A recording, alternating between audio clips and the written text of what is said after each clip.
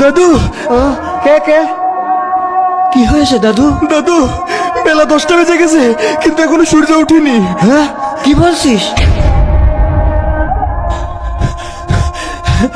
ওই দেখেন। দাদু, তুমি তাড়াতাড়ি কোরআন শরীফটা খুলে বসো। আচ্ছা, ঠিক আছে। আল্লাহ,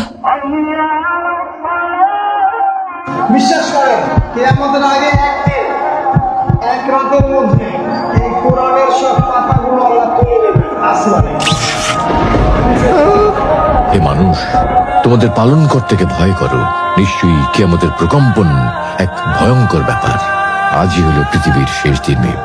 পাপাচারী মানুষেরা হতাশ হয়ে যাবে, কাণ্ডজ্ঞান হারিয়ে দিক বিদিক ছুটতে থাকবে এবং একসময় অজ্ঞান হয়ে মৃত্যুবরণ করবে।